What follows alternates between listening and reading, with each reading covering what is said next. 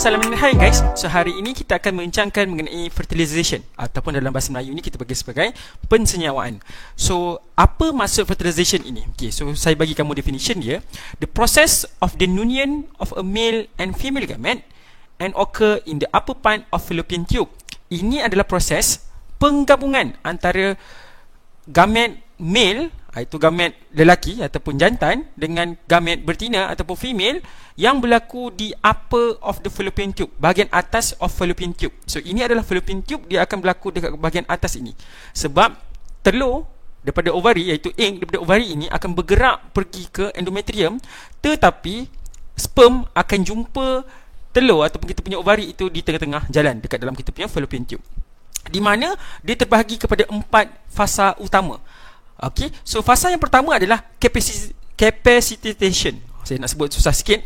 Okay, apa yang berlaku adalah sperm enter the female reproductive tract and undergo maturation by removal of cholesterol, glycoprotein and protein. So apa yang berlaku kat sini adalah bila sperm masuk ke dalam kita punya female reproductive tract, dia akan start menjadi matang, di mana dia akan start untuk buang ataupun keluarkan dia punya kolesterol, glycoprotein dan protein tu tadi. Okey, itu stage yang pertama yang kita bagi sebagai capacitation. Alright, yang kedua adalah acrosomal reaction.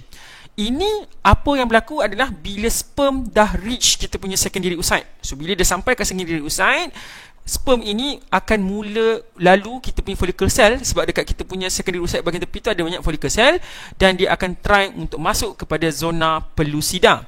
Dekat sini apa yang akan berlaku adalah sperm akan release proteolytic enzyme ataupun hyaluronidase, di mana enzim ini akan start untuk digest kita punya glycoprotein dekat zona pellucida tersebut. So zona pellucida ni little bit keras.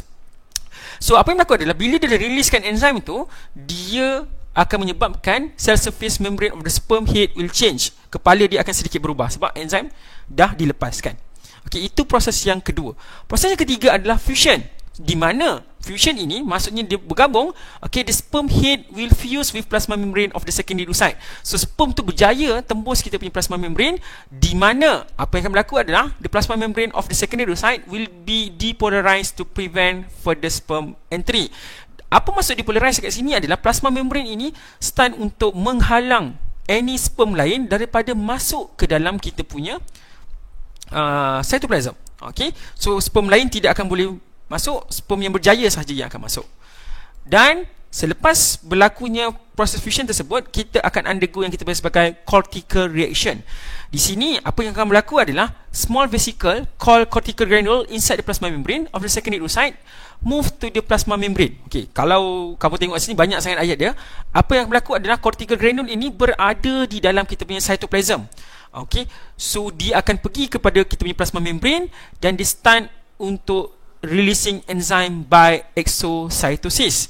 Okay, so cortical granule ni dalam kita punya sel, dia pergi dekat bahagian tepi plasma membrane tu, dia akan release enzyme by exocytosis, di mana apa yang akan berlaku adalah enzim itu yang daripada cortical granule itu akan menyebabkan cross-linking of glycoprotein.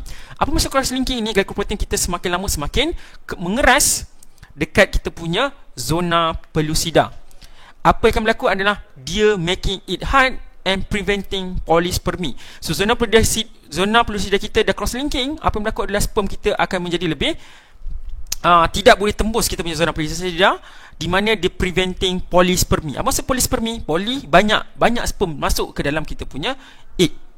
Okay, so seterusnya apa yang berlaku adalah secondary oocyte ini akan proceed macam tu, dan dia akan forming ovum and second polar body, di mana apa yang akan berlaku selepas itu adalah nucleus of male pronucleus dengan female pronucleus akan bergabung, di mana ovum sekarang ini menjadi zygote. Okey, ini adalah proses untuk fertilization, di mana saya akan letakkan satu link video yang saya rasa menarik untuk anda tengok, sebab dia digitalizekan apa yang saya cakap pada hari ini. So anda kena faham step-step dia. Kita ada 4 step yang utama yang kita kena ingat sama-sama.